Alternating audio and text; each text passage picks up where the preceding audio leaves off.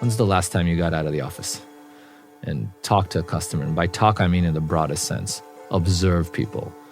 Ask them a single question. Ask them 10 questions. When's the last time you did that? How well do you know your customers? Chances are, not well enough. People think that their task is to make a product.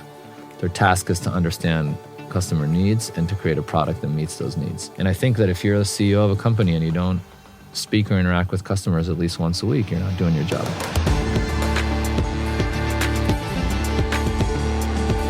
Welcome to the second season of Grit and Growth from Stanford Seed, the show where Africa and South Asia's intrepid entrepreneurs share their trials and triumphs with insights from Stanford faculty and global experts on how to tackle challenges and grow your business.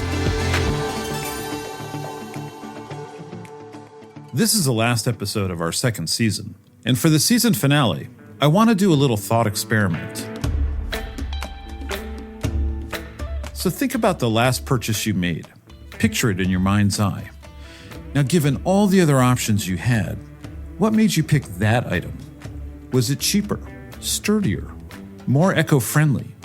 Did it promise convenience or longevity, sophistication? Was the decision conscious or unconscious? It's deceptively complex. Whenever someone makes a purchase, they're weighing dozens of factors, some of which they may not even be aware of. That decision-making process and how to affect it is at the core of marketing. But to influence decisions, you have to understand them. So on our last episode of this season, we're getting into customers' heads and exploring the psychology of marketing, how to assess customer needs, differentiate yourself from your competitors, and capitalize on the key dimension that's often overlooked in emerging markets.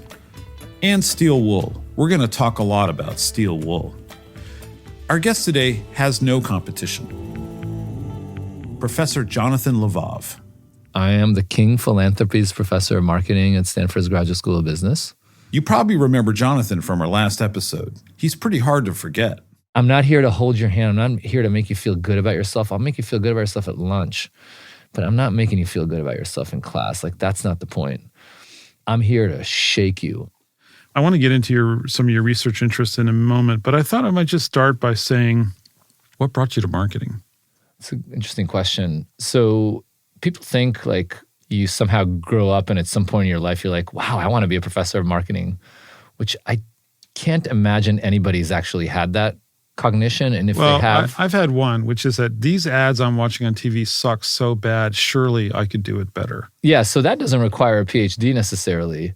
That requires, some knowledge in how ads work and competence, which it turns out there isn't in abundance. But I never thought I'd be a marketing professor. I didn't even know anything. But when I was a junior in college, I took a course on the psychology of decision-making and judgment. And I really loved it. I really loved the material, and I really loved the professor. And so then I wrote my senior thesis under his tutelage, and I wrote about valuing public goods. So among other places, I applied to Duke, and I remember at the time, the way you find out about the grad programs was pamphlets. So I had a little pamphlet from Duke, like a little 3-panel pamphlet. And it said like management, it looked like they had a bunch of people who did research on decision-making. At least kind of that's, would say Professor XY does da-da-da-da decision-making. Professor ZW, da-da-da-da-da decision-making. And so I wrote on the envelope, management. And I gave it to my advisor, who was also my recommender. And he took it, and then a couple weeks later, I get it back, and he had crossed off management and wrote marketing. And that's how I'm a marketing professor. Wow. Because I got into the marketing program at Duke. I got into other programs elsewhere. But when I decided to go to Duke, it meant I was going to get a PhD in marketing. And then 5 years later, I had a job as a professor of marketing. And here you are. But if he doesn't cross out marketing, then maybe today I'm an OB professor. Despite being conned into the field, Jonathan is passionate about marketing. Over the past decade, he's shared that passion with CEOs in Africa and South Asia as a faculty instructor in our Seed Transformation program. In all those years of teaching entrepreneurs in Africa and India, I'd love to hear some of your observations from the kind of questions they ask, your impression of them. For example, are there some common or persistent misunderstandings about what marketing is and why it's important? So I've been going to Africa and India probably for 7 or 8 years, and it feels like I'm taking a tour through something 50 to 57 years ago. Wow. The number one most common mistake, and it's almost universal, is that people segment based on descriptors and not on needs. What does that mean? They say, I ask them, okay, what's your market segment? They say, oh, our product is for women ages 35 to 45. And then you ask them, well, which women? All women? Well, no, I guess not all women. Okay, well, what characteristics do they have? Like, what need are you actually meeting? Which relates to the second thing that I've seen almost universally. When you ask people what need they're actually meeting, they almost can never articulate what that need is.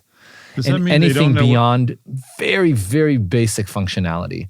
And the answers they give you suggest a business that would be so easy to basically outcompete. So they're not describing as any differentiation, and they're not describing a specific customer need.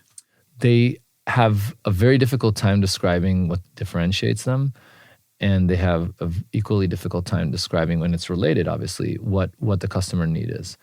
That, I would say, is the number one most common quote-unquote complaint that I have about the way these entrepreneurs are thinking about the business.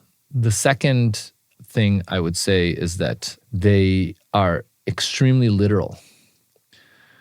In other words, when they want to convey a benefit, they convey it extremely literally. The world has moved on from these ads that say, am hungry, heat your Stouffer's dinner in front of the TV. And you have people sitting eating Stouffer's in front of the television and the mom serving them.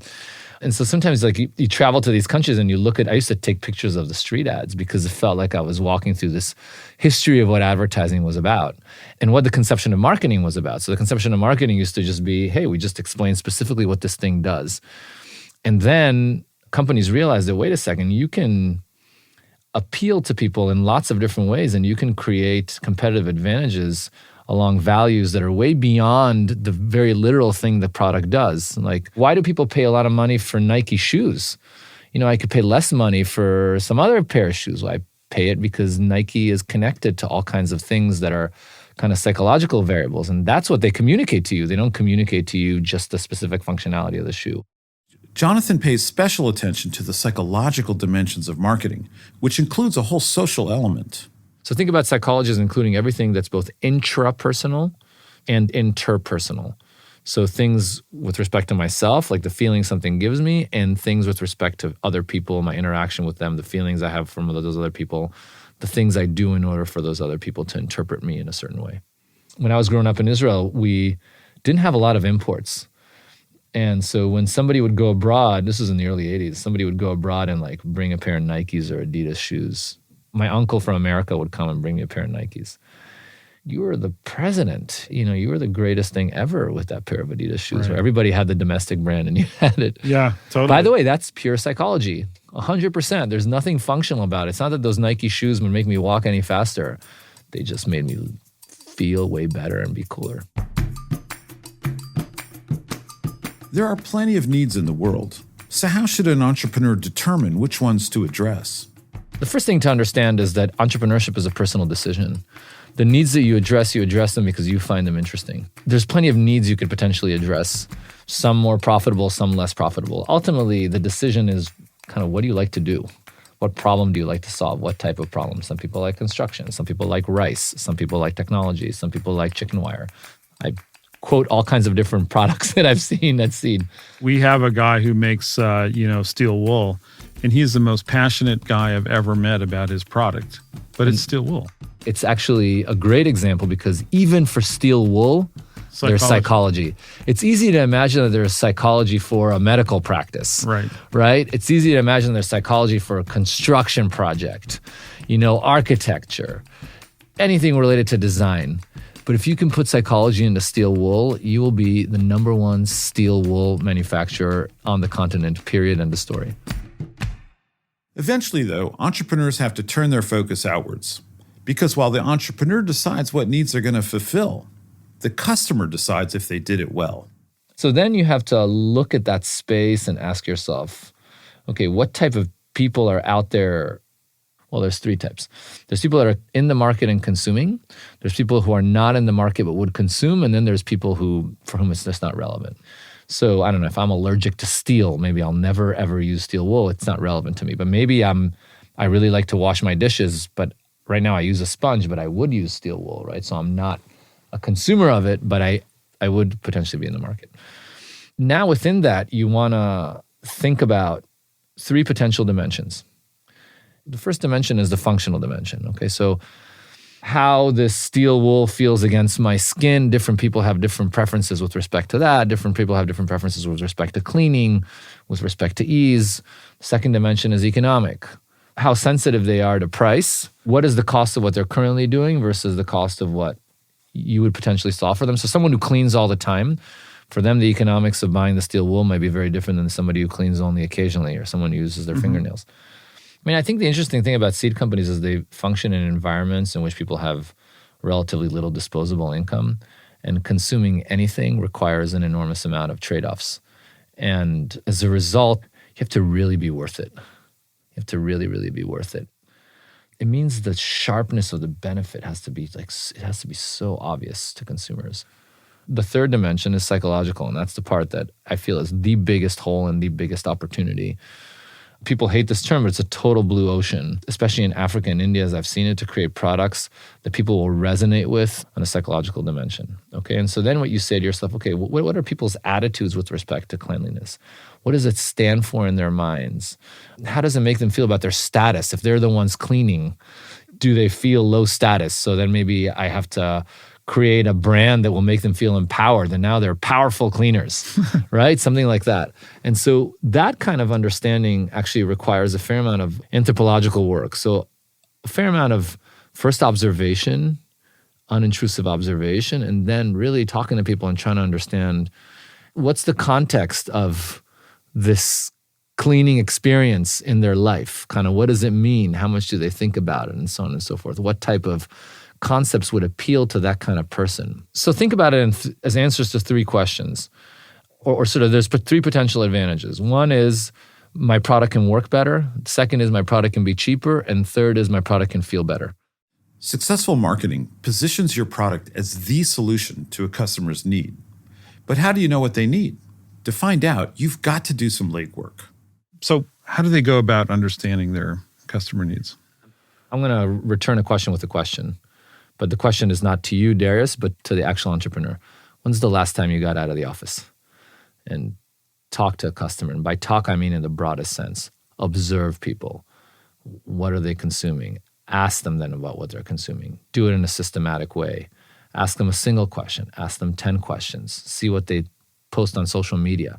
See what they click. When's the last time you did that? People think that their task is to make a product. Their task is to understand customer needs and to create a product that meets those needs. And I think that if you're a CEO of a company and you don't speak or interact with customers at least once a week, you're not doing your job. I had a participant once, she had some company that made rice. Okay, she needs to go to a grocery store and watch people choosing rice. See how much time are they spending? What are they looking for? Intercept somebody and say, hey, why do you choose this rice over this rice? See what kind of answer you get. Maybe they say, oh, I like this one better than this one because it's cheaper. Or I buy this one because my mom used to buy it. Or I buy this one because I like the color pink and the packaging is pink. It gives you a lot of information that then you can follow up on and sort of study more systematically. So you got to get out of the office. You're never going to solve these problems staying in the office. And by the way, you, the boss, needs to get out of the office. Not just your underlings, not just your marketing person. You need to feel it on your flesh. Maybe you don't go out that often as the marketing person does, but you need to feel it on your flesh. Unless you feel it on your flesh, it's not going to work. Just as kind of a side advice, one of the good things about leaving the office and hearing from your customers and finding out maybe your product isn't that good is it allows you to put your ego in check a little bit and to find humility. Humiliation is part of getting better. To fully understand your customers, you've got to walk a mile in their shoes. And one way to do that is with a customer journey map. What is the customer journey? Why do we care? The customer journey it's a fancy name of saying, what is a customer experiencing? In other words, what is this other person's experience? And that's a step-by-step process, and we call it a journey because it's something that's expressed over time. And so the customer journey is people that are out there. What are the factors that are influencing their goal-directed behavior? How are they engaging with the world? And how are they using different tools in order to be able to fulfill their goals? And so why is it so critical? It's so critical because you want to be the tool that they use to fulfill their goals. And the only way to be the tool that's used to fulfill their goals is twofold. One is I got to understand what their goals are. Secondly, I have to create a tool that out of the whole plethora of tools that they have available to them, they'll say, that's it. A good customer journey map includes every interaction a consumer has with your business, how they become aware of your product, where they find it, how they compare it with competing products, and why they decided to buy yours. The experience of purchasing the product also matters, as does their interactions with your business after the purchase. Now, this may all sound obvious, but a lot of entrepreneurs fail to consider many of these steps on their customer's journey. I was in the C Transformation Program module in Lagos, and Stephen Anderson McDonald was teaching marketing, and we asked everyone to do a simple customer journey map. And there was a guy who owned a hospital. Yeah. And his customer journey map had one touch point. Oh. And it was people arrive and check in at the reception desk. Goodness gracious. And I just ruined my day. I won't be able to work the rest of the day. I sat down with him and I said, have you ever been to a hospital as a patient? Because there's like 19 touch points and 17 of them suck. Yeah. It's like every step of the most... And 2 of them are mediocre. Mechanically, how do you do all this analysis? It's obviously much easier said than done. This is a process that has a couple of steps. The first step is observation, just going and seeing how people are consuming what they're doing. And you're literally hanging out in the aisle in the grocery store. In the aisle in the grocery store, wherever it is, you're hanging out on their website, whatever the place, whatever business it is, wherever it is that potential consumers are, you just watch. And you watch for what it is that they do, and you note what it is that they do. And then you go back and you say, okay, of all these different things that they did, all right, what are some questions I can ask them? Like now you ask yourself, okay, well, what are the motivations for why they did what they did? And a lot of that is kind of through survey work or sort of individual interviewing. And, unfortunately, some of these things you can't ask people about it because they don't understand their internal mental process of why they're doing something, or because they don't want to tell you the truth. But what's the first thing you want to know? You want to know how they even became aware that your product exists. Not even. The first thing you want to know is, let's go back to our favorite example, the steel wool. You want to understand, okay, people, what do they do to clean? Who cleans the dishes? When do they clean the dish? How much time do they spend? Do they have the water on? Or do they have it intermittently on? Are they cooking stuff that makes a sticky mess in the pot? That's right. If they have a pot that's sticky, what do they do to get around the stick? When do they do it? Do they do it immediately or do they postpone it? Do they have pots that sit around for days and they don't touch them? Do their pots look stained? Do their pots look shiny? Do they have black pots? Do they have silver pots? Does abrasion matter? That's right. Do they have a dishwasher? Who does the dishes? Okay, who does that?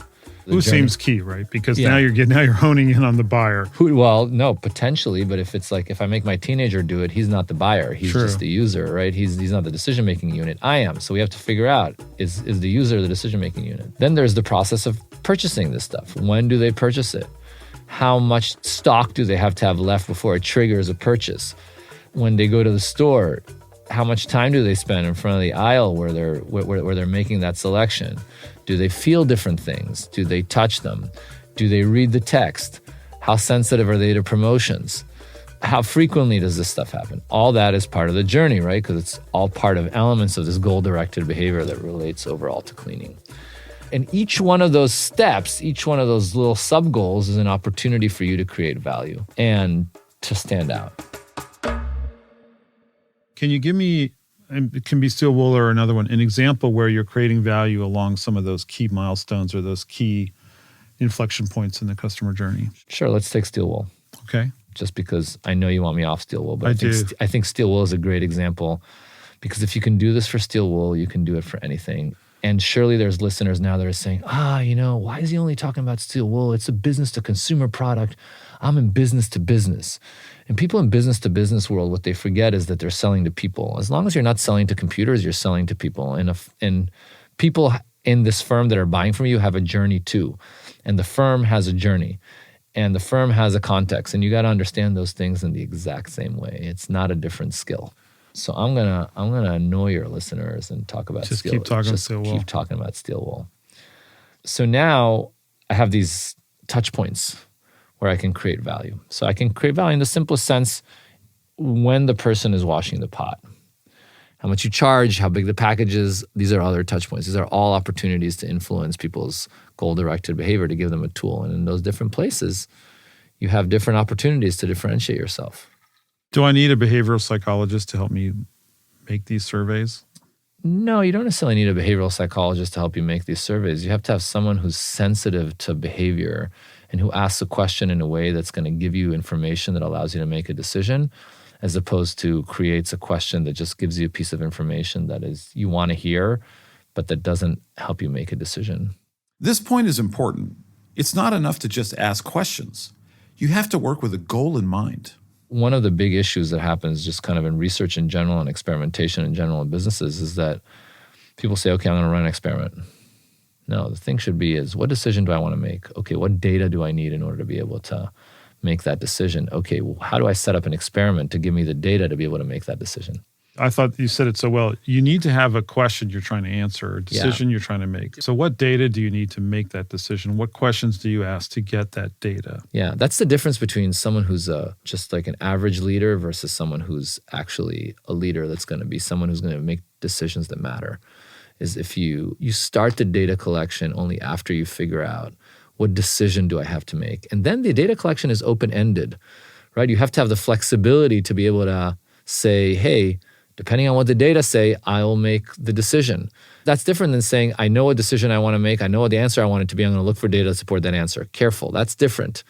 If I was to make a decision between A, B, and C, what information would I need? Imagine, let's just do a thought experiment. What information would I need in order to be able to decide between A, B, and C at a level of sufficient confidence that I feel comfortable with? If you're not intentional about what questions you ask, you risk oversaturating your customers or focusing on information that's actually irrelevant to your decisions. It's funny, we just had a meeting the other day, because at Seed, we tend to survey everything. We'll do a session and then we'll ask everyone immediately online, was that session useful or not? And, we count it all up. We do like 140 surveys a year. We literally ask people about everything. It's terrible. Well, my question is, if the answer is no, what information do you actually have? Yeah, you didn't get any information. It's not just that, but I don't want people to like me when I teach them. I want people 6 months later where they're facing a decision and they remember something I said in class and they're like, oh yeah, I should do this because if I do this other thing, it's a mistake. And I understand why it's a mistake because that guy told me. And that's when I want you to have warm and fuzzies about me. I don't want you to have warm and fuzzies about me because I was entertaining or nice. I want you to have warm and fuzzies when you go out. And if I was able to transmit information in such a way that was sufficiently impactful for you to hold on to it, that's when I know that I've done my job, and that's teaching. The issue with feedback is invaluable. But the issue with it is if it becomes too much of a festival of constant feedback where you're asking people, then actually you're influencing people's mindset about whatever experiencing they're in. And that's true in the Seed Transformation Program, but in any business. There's some experiences where you don't want someone to be with this constant eye towards criticism and evaluation. You actually need them to absorb a little bit, and also they might not have the tools to be able to evaluate what it is that you're asking them about. And yeah, that's true in a classroom setting, and it's true in... Well, and it's like you said, the medicine may not taste good, but that's not what I'm asking you. Yeah, exactly right. So how do we go from truly understanding customers' behavior, their needs, to how we position our own product? So now I've done that homework. I understand the market, which is the set of people and their preferences. Now I say, all right, where's the space for me to solve problems? Okay, I'm going to solve this problem, this problem, this problem, this problem. And then my positioning is I need the potential user to understand that the solution that I have for him or her is the best thing since sliced bread. That's what's going to solve their problem. That thought process and that formalization between your solution and them perceiving that your solution is the solution to their needs, that's positioning, right? Understanding what makes you different, understanding what makes you similar so that people don't find you so foreign. You need to be familiar enough to be safe, but unfamiliar enough to be exciting. So how are you doing this? Is this in the packaging? Is it in the promotional items? Yes. Is it in the Yes. placement on the shelf? Yes. What is it? Why does it have to be one of those three? It can be all of those three. things. Everything that you do to your product and what you communicate through your product, those are all ways in which you're actually positioning. With so many variables, it can feel like the possibilities are endless. So be careful not to overcomplicate things. Don't undervalue simplicity and simplicity of message. And if you're not going to be clear, it's not clear to you, it won't be clear to your customers for sure. And nobody buys things that are ambiguous. But let's go back to one of the very first things you said, which is that the advertising you see as you drive down the street in some of these emerging markets looks like it's from 1960. Being simple doesn't necessarily mean being unsophisticated and not subtle. It just means being simple to digest in an appealing way. The problem with those ads is they don't appeal to anything like this. Just it forgets so much of why we consume. If we just consume things because of functionality, there's no way we would pay what we pay for Apple's phones, for Nike shoes, for clothes. Like, nobody would do it. Throughout our conversation, Jonathan and I kept coming back to this. Why do we consume? The psychological dimension presents a massive opportunity in emerging markets, and it's what separates good entrepreneurs from great ones. The part that I think is most fascinating about these three criteria, the financial, the functional, and the emotional, is how do you actually understand the emotional piece? That's super hard. And the greatest, most iconic entrepreneurs in history were iconic because they had that unusual understanding. And that sort of goes to show you both the importance of that understanding, but also the rarity of being really able to go deep. So was Steve Jobs prophetic or arrogant or? I think Steve Jobs was prophetic and arrogant, and he was one of the most brilliant entrepreneurs of our time because he understood that when you're using a device, the easier you can make its use, the more people are going to use it. So why do I have to remember a series of commands when I can just have them all in front of me on a menu in an organized way, in a categorization that makes sense? That was utterly brilliant. Just utterly brilliant. The next big innovation was the iTunes store. How are people consuming? They're buying an album. I bought albums for one song. Why? He understood that. I mean, buying albums was huge. I mean, like when you and I were growing up, like we were buying albums. But I think he also really understood the emotional piece. He understood those things, and he understood that interactions with technology, even though technology feels technical, can be as emotional as an interaction with a pair of shoes or a handbag or a t-shirt. And that's the third major innovation that Steve Jobs brought about. But he, without understanding that people could have an emotional resonance with an electronic device, he doesn't create an electronic device that you could have resonance with.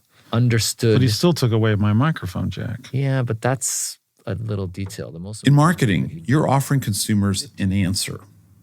But for the answer to be any good, you have to know what question they're asking.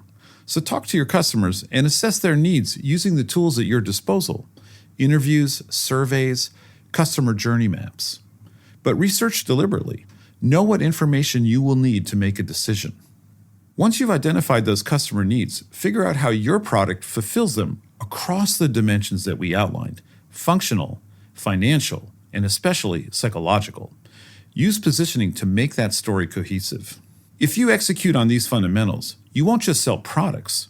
You'll create a relationship with your customers, and that will last longer than any ad campaign. I'd like to thank Professor Jonathan Levav for sitting down with us and for his teaching work in the Seed Transformation Program.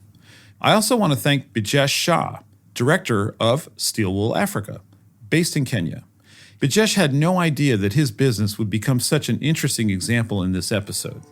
And he really is that passionate about steel wool, and it shows in the remarkable success of his business. I hope you found Season 2 of Grit and Growth both instructive and inspiring. We're going to take a little break as we prepare for season 3. But don't worry, we've got plenty of new and exciting episodes to hold you over until we get back.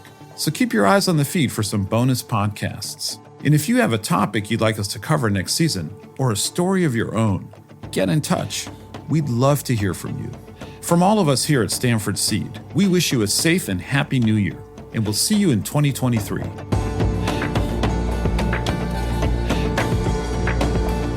This has been Grit and Growth with the Stanford Graduate School of Business, and I'm your host, Darius Teeter.